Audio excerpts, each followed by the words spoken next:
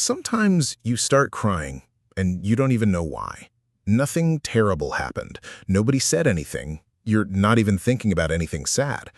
And yet suddenly, your eyes fill with tears. You wipe them away and think, wait, what is wrong with me? Maybe nothing is wrong with you. And if this has ever happened to you, you're definitely not the only one. Because random crying can happen for more reasons than you might think. In this video, we're going to look at what's actually happening beneath those unexpected tears, why you might cry when you're not even sad, and what those moments could be trying to tell you. Think about the last time it happened. Maybe you were driving home, taking a shower, or lying in bed when something completely ordinary suddenly hit you in a strange way. And there it was, that tight feeling in your chest. Your eyes started burning, and before you could even understand what was happening, you were crying. The strange part is that you might not even feel sad. You might actually be having a perfectly normal day. That's because crying isn't always a reaction to one specific emotion. Sometimes it's a reaction to everything. The conversation you never finished, the disappointment you pretended didn't matter, the stress you've been ignoring, the loneliness you don't talk about, the pressure to keep functioning like everything is fine. Your brain may not process all of that in one dramatic moment. Instead, you keep going. You answer messages. You go to work. You laugh at jokes. You say, I'm good. You keep moving. And then one random Tuesday afternoon, you hear a song. And suddenly you're crying in your car like you're starring in the final scene of a movie nobody else knows about. But here's where it gets interesting. Sometimes the thing that makes you cry isn't actually the thing you're crying about. That song might remind you of someone.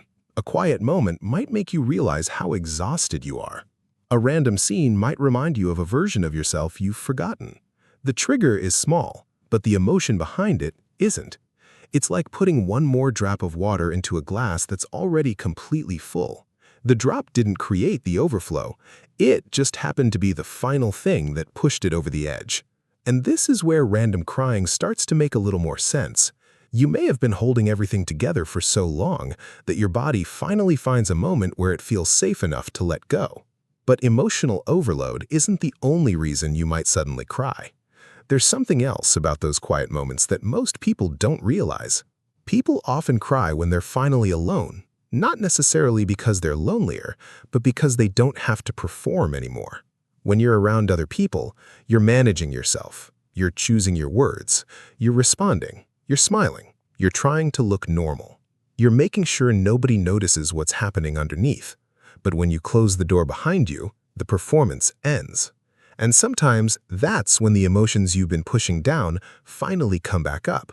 This is why you might suddenly cry in the shower, or in bed at night, or while driving alone. Quiet moments remove the distractions, and when the distractions disappear, you can finally hear yourself. Sometimes your body notices emotional stress before your conscious mind does. Your mind says, I'm okay. Your body says, are you sure? And sometimes, your body wins the argument.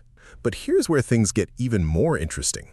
You might cry when you're not sad, because you're relieved. Think about the feeling after finishing something stressful. You finally submit the assignment. You finally leave the difficult conversation. You finally get home after a long day. And suddenly, tears.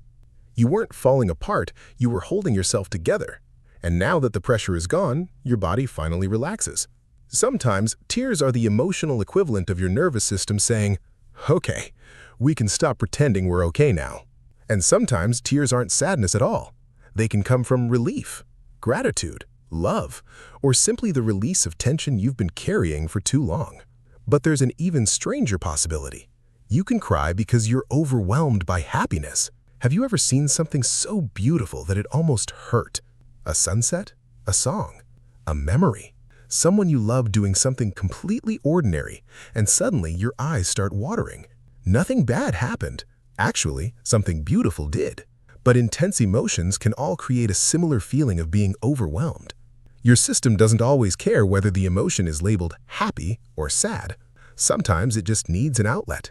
And tears are one of those outlets. But what if the problem isn't that you're feeling too much? What if you've actually become really good at feeling too little? This is where things get uncomfortable. Sometimes random crying happens because you're disconnected from your own emotions. You might be someone who's really good at saying, it's fine. You're good at moving on. You're good at distracting yourself. You're good at being the strong one. When something hurts, you immediately explain it away. Other people have it worse. It's not a big deal. I'll deal with it later. And then later never comes. Until one day, something completely insignificant happens. And suddenly, you're crying. The thing that happened wasn't the real problem. It was just the final doorway through which everything else came rushing out. And maybe that's why you can't explain the tears, because the real reason isn't happening right now. It's somewhere underneath, buried beneath all the moments you decided not to feel. But here's the important part. Random crying doesn't automatically mean something is seriously wrong with you. Your brain is constantly processing memories, stress, relationships, expectations, and experiences. Sometimes it catches up with you before your conscious mind does. You might be more exhausted than you realize. You may be carrying stress you've learned to call normal. There could be grief, loneliness, or change you've never allowed yourself to fully feel. And sometimes, you might be grieving a version of your life that no longer exists.